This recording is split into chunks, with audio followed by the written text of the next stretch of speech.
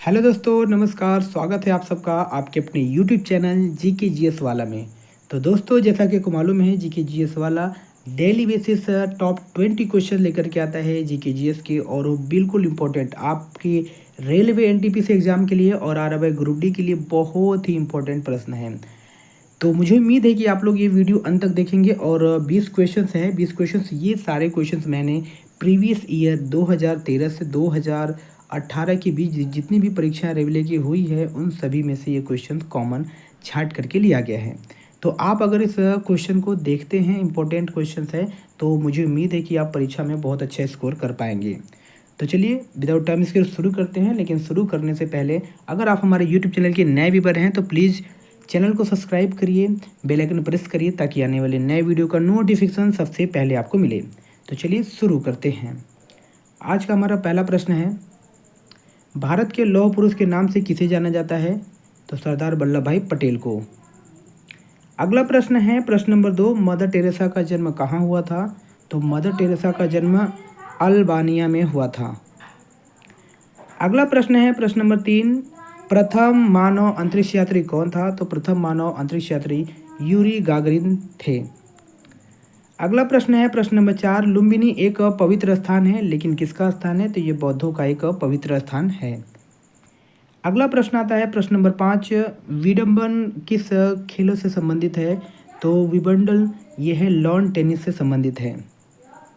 अगला प्रश्न आता है प्रश्न नंबर 6, खेलों में बटरफ्लाई शब्द किसका प्रयोग है? तो खेलों में बटरफ्लाई जो पद है, ये तैराकी से संबंधित है। यहाँ पे तरक्की लिखा है, लेकिन तैराकी है। अगला प्रश्न आता है प्रश्न नंबर 7, भारत का प्रथम नोबेल पुरस्कार किस क्षेत्र में था? तो भारत का प्रथम नोबेल पुरस्कार साहित्य के क्षेत्र में था। अगला प्रश्न आता है प्रश्न नंबर 8, रेड स्क्वायर कहाँ स्थित है? तो रेड स्क्वायर मॉस्को में स्थित है। अगला प्रश्न आता है प्रश्न नंबर 9, भोजन की ऊर्जा को किस में मापा जाता है? तो भोजन की ऊर्जा को कैलोरीज में मापा जाता है।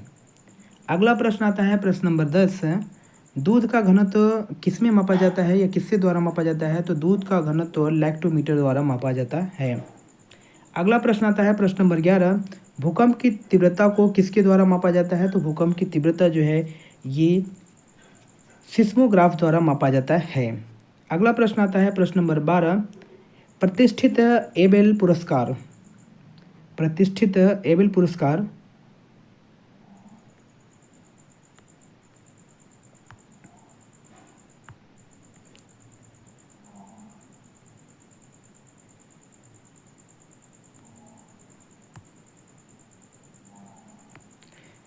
चलिए ध्यान दीजिए, प्रतिष्ठित एबेल पुरस्कार यह किस क्षेत्र में दिया जाता है? तो प्रतिष्ठित एबेल पुरस्कार गणित के क्षेत्र में दिया जाता है। अगला प्रश्न आता है प्रश्न नंबर 13, मानव शरीर में रक्त की परिसंचरण की खोज किसने की थी? तो विलियम हार्वे ने की थी। अगला प्रश्न आता है प्रश्न नंबर 14, कौन सी धातु सामान्यतया विद्युत चुंबक के रूप में प्रयुक्त होती है? तो लोहा। अगला प्रश्न आता है प्रश्न नंबर 15, यहाँ पे लिखा हुआ है ध्वनि, ये रॉन्ग है, यहाँ पे होना चाहिए ध्वनि। और ध्वनि सबसे तेज संचालन करती है, लेकिन किस में करती है? तो ध्वनि सबसे तेज संचालन ठोस वस्तु में करती है, और इसमें से ठोस वस्तु है इस्पात, यानी इस्पात में सबसे तेज संचालन करती है। अगला प्रश्न आता है प्रश्न नंबर 16, समुद्र का रंग नीला दिखाई देता है क्योंकि इस पर गिरने वाला सूर्य का प्रकाश क्या होता है? तो प्रकीर्णित होता है, इस वजह से हमको समुद्र का रंग नीला दिखाई पड़ता है। अगला प्रश्न है प्रश्न नंबर 17, सामान्यतः नमक का रासायनिक नाम क्या है?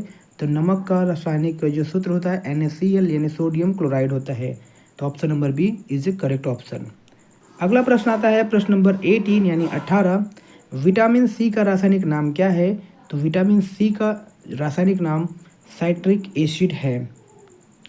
अगला प्रश्न आता है प्रश्न नंबर 19, प्याज रूपांतरित है किस चीज़ का रूपांतरित, यानी पौधे के किस भाग का रूपांतरित है? तो ये तने का रूपांतरित है। अगला प्रश्न है प्रश्न नंबर 20, जो कि लास्ट प्रश्न है, सामान्यतः पुरुष का तापमान कितना होता है? तो सामान्यतः पुरुष का तापमान 36.9 डिग्री सेल्सियस होता है। उसे हम लोग लगभग में 37 डिग्री सेल्सियस कहते हैं। तो रहा ये टॉप 20 क्वेश्चन दोस्तों। तो आपको अगर अच्छा लगा हो तो वीडियो को लाइक करते जाइए, और आप हमारे यूट्यूब चैनल पे नए व्यूवर हो तो प्लीज़ चैनल को सब्सक्राइब करिए, अपने दोस्तों के साथ इसको शेयर जरूर करिएगा। तो मिलते हैं नेक्स्ट वीडियो में, तब तक के लिए all the very best. Thank you.